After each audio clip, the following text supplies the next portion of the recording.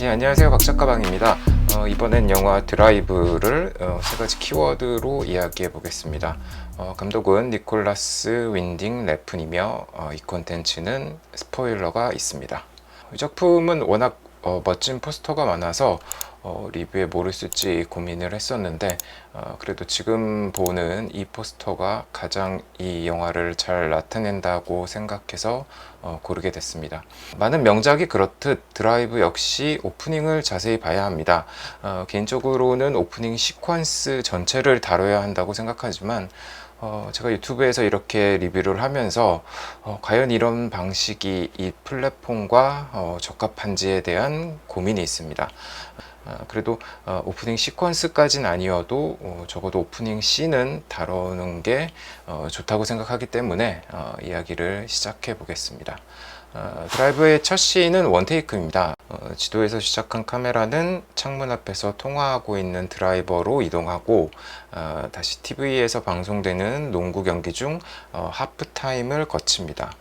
이어서 드라이버가 침대 위에 있는 가방을 들고 나가면 마지막으로 창문으로 보이는 도시 야경을 보여줍니다. 이 첫 씬에 나오는 대사는 이렇습니다. 전화통화입니다. 이 도시의 길이 10만 개쯤, 경로는 몰라도 되고 시간과 장소만 되면 5분까지는 책임지지. 그 5분 동안은 무슨 일이 벌어져도 옆에 있을 거야. 하지만 1분이 넘어도 알아서 해야 돼. 그리고 이어지는 컷은 차를 타고 달리고 있는 드라이버의 모습입니다. 첫 번째 키워드 길입니다. 이 컨텐츠에서 이 첫 번째 키워드가 가장 까다롭습니다. 하지만 이 키워드를 먼저 언급하지 않고는 이후 이야기를 진행할 수 없고 또 어느 정도 영화를 좋아하시는 분들에겐 충분히 다가갈 수 있는 이야기라고 생각합니다. 오프닝 씬에서 보았듯 이 작품은 이름조차 없는 드라이버가 10만 개쯤 되는 길 중 계속해서 하나의 길을 택하여 나가는 이야기입니다. 그 길에는 범죄도 있고 여주인공 아일린도 있고 레이싱 대회도 있습니다. 저는 이 작품의 제목이 드라이버가 아닌 드라이브인 이유도 이것은 그가 택한 길에 대한 이야기이기 때문이라고 생각합니다. 그리고 이 영화는 그 길을 시각적으로 표현하기 위해 여러 사각형, 즉 프레임을 사용합니다. 작품 안에 등장하는 창문과 문, 거울, 액자, 건축 양식, 타일 등은 바로 이 드라이버가 뻗어나갈 수 있는 길입니다. 이는 무척 세밀하게 구축된 미장센입니다. 특히나 첫 씬의 이 쇼트는 이후에도 그가 여러 길 중 하나를 결정할 때마다 유사한 프레임 구성과 사이즈로 사용됩니다. 다시 말해 이 작품을 분석하기 위해선 드라이버가 등장하는 앵글 안에 있는 배경을 같이 봐야 합니다. 사실 이런 앵글 세팅은 좋은 감독들이 주인공의 상태나 운명을 암시할 때 주로 사용합니다. 쉬운 예로 제가 가장 최근에 본 이 작품도 꼭 리뷰를 하고 싶은데 실버라이닝 플레인북의 한 장면을 보겠습니다. 주인공의 친구는 자신이 돈을 잘 벌고 있고 또 잘 살고 있다고 과시하지만 정신적으로는 아내가 만든 규칙에 끼어 맞춰져 질식하기 직전인 상태입니다. 감독은 이를 보여주기 위해 괴로워하는 그의 배경에 아내가 있는 가족 사진을 보여줍니다. 또 이 장면도 보면 역시 그는 그녀의 지배 아래 있고 마치 꼭두각시처럼 뒤에서 그녀가 불러주는 대로 친구에게 말하는 걸 볼 수 있습니다. 다시 드라이버로 넘어와서 이 작품은 이 세팅을 거의 병적이다 싶을 정도로 거의 모든 앵글에 사용합니다. 드라이버가 아일린 집에 처음 들어가는 장면을 보겠습니다. 이 둘 모두 어색하지만 서로에게 호감이 있는 상태입니다. 드라이버를 잡는 앵글 뒤엔 창문이 있고 열린 공간입니다. 아일린을 잡는 앵글은 다릅니다. 그녀의 뒤는 붉은 타일로 막힌 공간입니다. 유일하게 작은 거울에 남편과 아이의 사진이 걸려 있고 또 그 사진 뒤로 드라이버의 실루엣만 보입니다. 그러니까 이것은 그녀의 배경이면서 현재 상태입니다. 아일린은 그에게 마음이 없는 건 아니지만 그녀 마음엔 남편과 아이가 먼저 있습니다. 사실 이 쇼트에서 제가 가장 좋아하는 건 바로 이 부분과 이 부분에 들어간 빛입니다. 이 빛은 창문에서 들어오는 것이기에 드라이버의 배경에 있는 것과 같지만 흐리고 아직 불투명한 상태입니다. 저는 이 작품이 꽤 정서적인 힘을 가졌다고 생각하는데 관객이 알아차리건 알아차리지 못하건 바로 이런 세세한 부분을 쌓으며 작품의 감정을 구축했다고 느낍니다. 감독은 이 씬을 여기서 끝내지 않고 두 인물의 위치를 이동시킵니다. 아일린은 다시 가족 사진 앞에 서지만 이제 프레임의 반은 창문에 걸쳐 있고 드라이버는 이 가족 사진을 한번 훑고 창을 지나 이번엔 문 앞에 섭니다. 그리고 아일린 뒤로는 창이 하나 생기고 드라이버 뒤에도 문이 보입니다.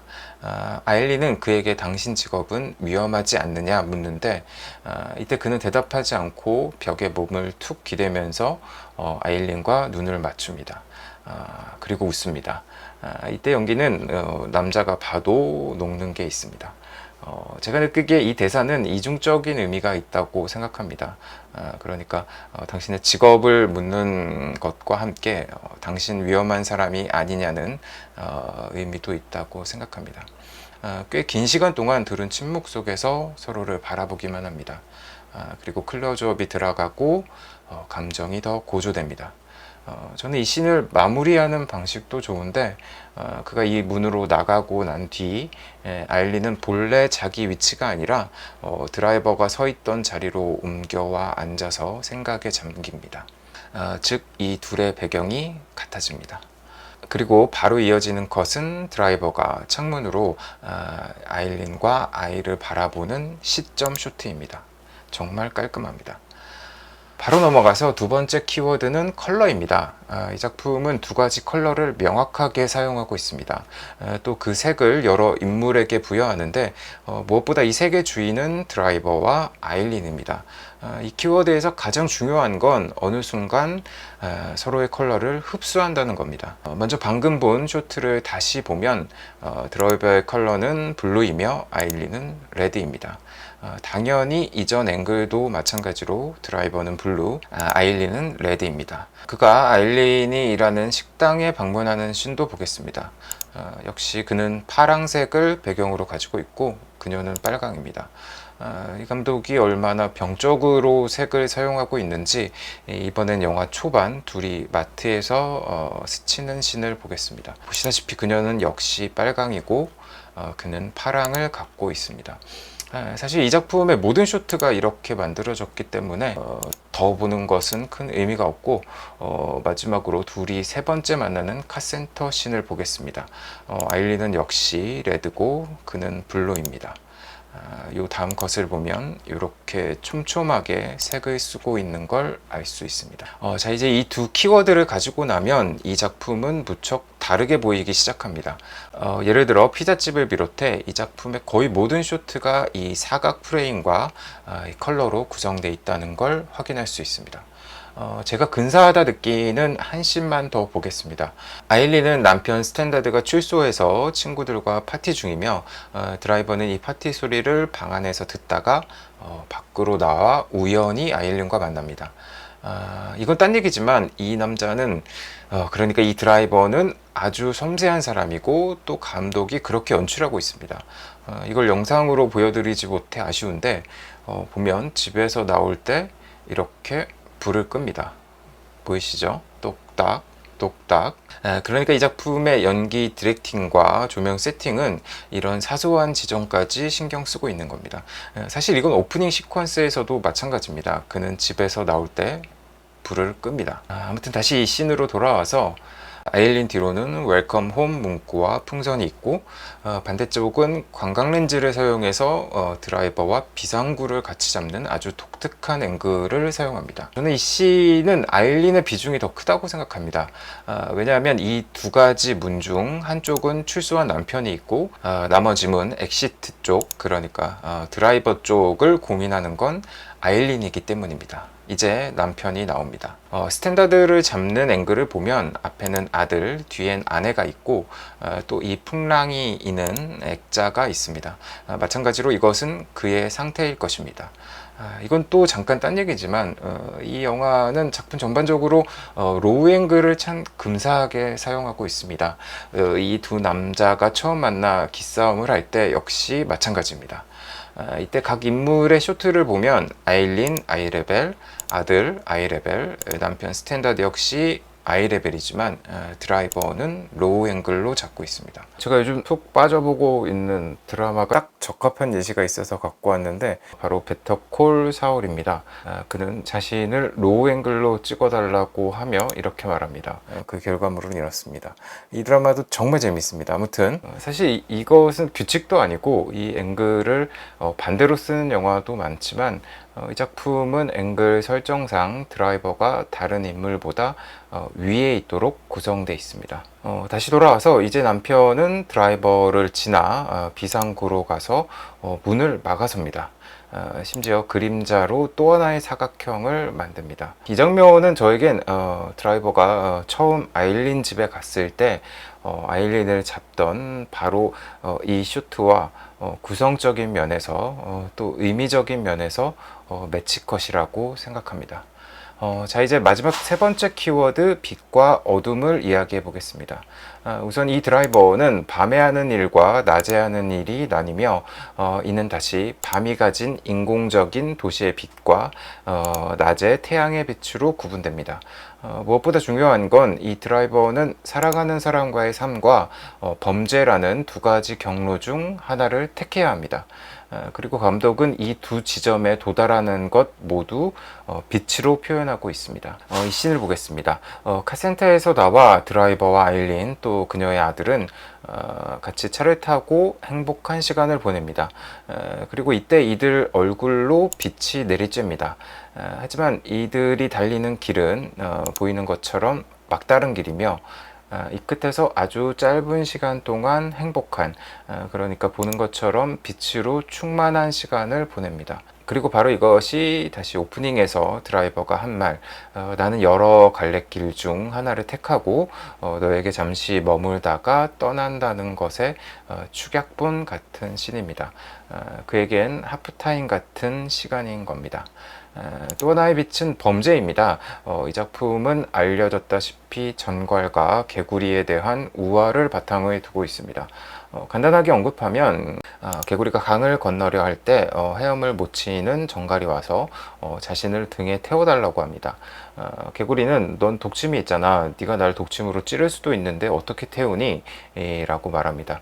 그러자 전갈은 내가 널 찌르면 우리 둘 다 물에 빠져 죽을 텐데 왜 내가 그런 일을 하겠니? 라고 대답합니다. 그 말에 설득당한 개구리는 전갈을 등에 태우고 강을 건너갑니다. 강 중간쯤 왔을 때 전갈은 갑자기 개구리 등에 독침을 꽂습니다.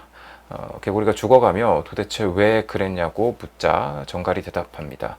이게 내 본능인 걸 어떡해. 난 전갈이잖아. 드라이버라는 직업으로 누군가를 태워준다는 점에서 그가 개구리처럼 보이기도 하지만 이 작품의 방향은 그가 결국 범죄자일 수밖에 없다는 것, 그러니까 그는 어떻게 해도 전갈일 수밖에 없다는 걸 보여줍니다. 이 작품에서 카메라가 태양을 정면으로 바라보는 것은 총 3컷입니다. 첫 번째는 일이 틀어져 스탠다드가 죽고 도망칠 때, 두 번째는 호텔로 숨어 들어가 아일린에게 전화를 걸 때입니다. 이 지점은 영화가 4분의 3이 되는 지점, 그러니까 기승전결에서 전으로 진입할 때이며 이때 카메라는 무척 노골적으로 드라이버 재킷에 수놓아진 전갈을 타고 올라가 왼쪽으로 이동하여 태양을 바라봅니다. 컷이 아니고 왼쪽으로 향하는 카메라의 움직임은 계속 이어지면서 이제 그 자리에 아일린이 있습니다. 기억하실지 모르겠지만 이 카메라 동선은 정확히 오프닝 씬의 무빙을 그대로 가져온 것입니다. 그러니까 어쨌든 이 시기까진 그가 가고자 하는 길은 범죄가 아니라 아일린임을 알 수 있습니다. 다음 컷은 경찰과 대화하는 아일린의 옆모습인데 이제 스탠다드가 있는 가족 사진은 어둡게 세팅되어 있습니다. 반대로 드라이버가 있는 공간엔 이 일을 계획한 조직원들이 침입합니다. 이어 총격전과 살인이 이어집니다. 이때부터 슬로우 모션과 함께 영화는 무척 잔인해지기 시작하는데 관객들 중엔 왜 이렇게까지 잔인해야 하는가 의문을 품을 수도 있다고 생각합니다. 그에 대한 대답은 이 씬이야말로 그가 아무리 아일린에게 가려 해도 그의 본성이 전갈인 것을 보여주는 씬이기 때문일 거라 생각합니다. 그리고 바로 이 장면에서 드라이버는 처음으로 빨간색을 받아들입니다. 정확히는 뒤집어 씁니다. 그리고 이 빨강은 아일린이 가진 빨강이 아니라 범죄, 그러니까 피의 빨강입니다.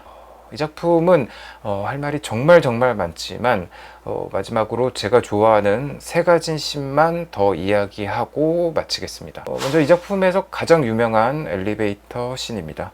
감독과 라이언 고슬링이 대화하는 유튜브 클립을 보면 아마도 이 장면에서의 키스는 시나리오에 원래 있던 게 아니라 현장에서 만들어진 것으로 보입니다. 올드보이의 장도리 씬처럼 여러 유명한 씬이 이렇게 현장의 상황에 의해 즉흥적인 아이디어와 영감으로 태어나기도 합니다. 어쨌든 이 감독은 이 드라이버라는 작품과 이 씬을 만들었다는 것으로 영화사에 한 줄은 적혀야 한다고 저는 생각합니다.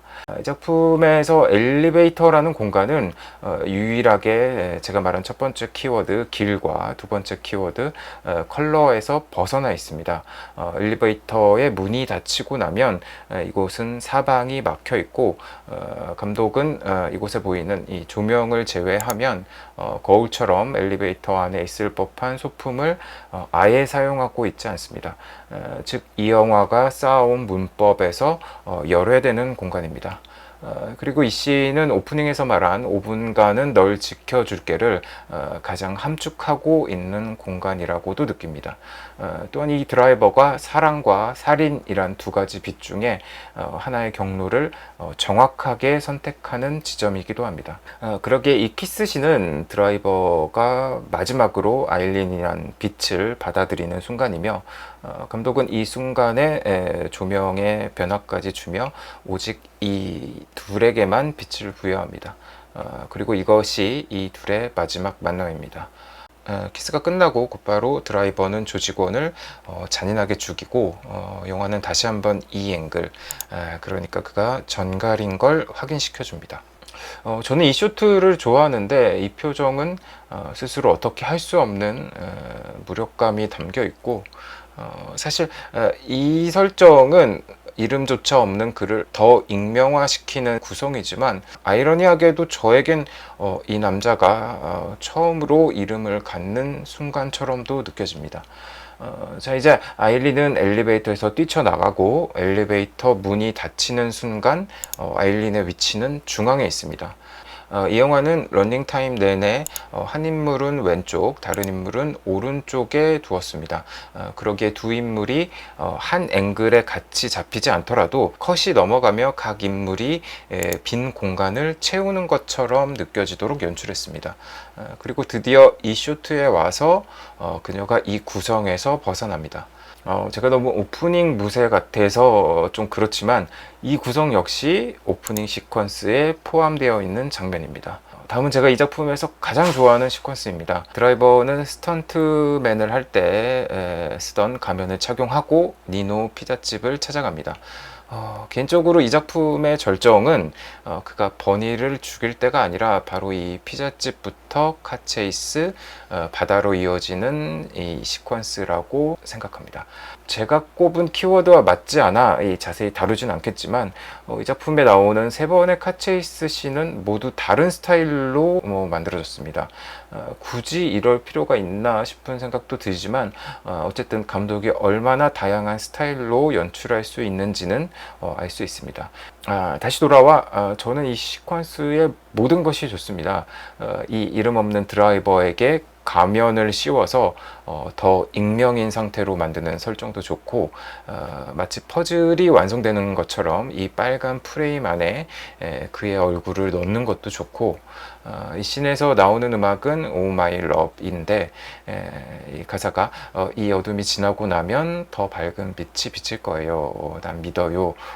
라는 가사에 맞춰 드라이버 얼굴에 빛이 스치는 이 연출도 좋고 바닷가로 넘어가 거의 제이슨에 맞먹는 이 강렬함도 좋고 육중한 파도 소리 사이사이를 채워넣는 음향도 좋고 더 이상 이 사람이 얼마나 잔인한지 보여줄 필요가 없어진 상태에서의 살인도 좋고 이 하이앵글과 마지막 바다의 라인에 맞춰 주차장으로 디졸브 시키는 것까지 정말 영화적으로 충만한 시퀀스라고 느낍니다.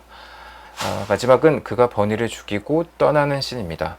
심지어 이 씬에서 살인은 그림자로 표현됩니다.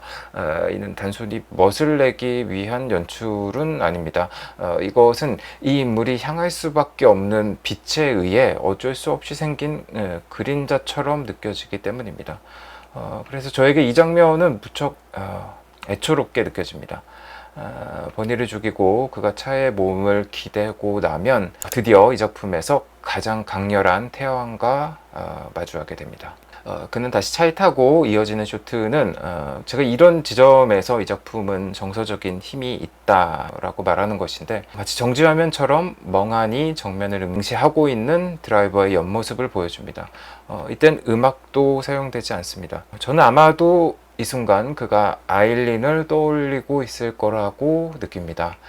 그리고 이 긴 침묵은 그가 아일린과 마주보던 영화 초반에 이 장면을 떠올리게 합니다. 하지만 맞은편에 있어야 할 상대는 더 이상 존재하지 않고 그는 차를 몰고 떠납니다. 다음 컷은 아일린이 그가 떠났다는 걸 확인하고 엑시트에서 멀어집니다. 이어지는 컷에서 드라이버는 왼쪽에서 오른쪽으로 이동하며 이제 이들의 방향은 반대가 됐고 이 관계가 끝났다는 걸 알 수 있습니다. 정리하면 이 작품은 영화가 가진 여러 표현 수단, 이 콘텐츠에서 키워드로 꼽은 미장센, 컬러, 빛과 어두움을 사용하여 이 단순한 스토리를 풍부하게 채운 작품입니다.